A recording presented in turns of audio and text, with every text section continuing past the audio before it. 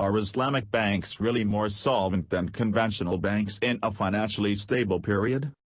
This article is written by Akraf Haddad, Anas El Amri and Abdel Fattah Buri. Contribution and originality of the article. This study uses new estimation methodology and brings a potentially powerful empirical demonstration of the proposed hypothesis. Restriction of size has required the elimination of small banks that are generally not listed. This combination systematically reduces the effect of categorical homogeneity, of differences among banks, of the structures of banks, and of particularities of the solvency of banks in each sample. The knowledge value produced by this research was established in particular by the methodological challenges of the comparative study.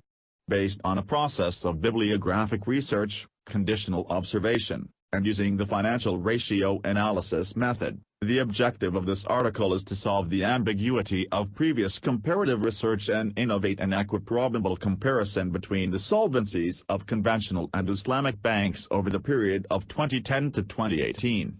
Our study is not simply a matter of dealing generically with the financial solvency of conventional and Islamic banks. We also analyze the inherent implications that may alter the results of an operative evaluation of banks.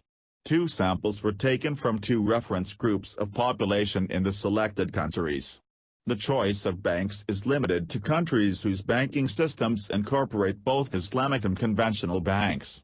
Each list bank was subsequently reduced on the basis of qualitative and quantitative filtering criteria. Therefore, each conventional bank has an Islamic equivalent. This restriction reduced the sample size to 63 banks each. The selected banks are all large and listed on various stock exchanges. We found that conventional banks are more solvent than Islamic banks during a financially stable period. Thank you for watching the visualization of Asian Journal of Empirical Research, Volume 9, Issue 11.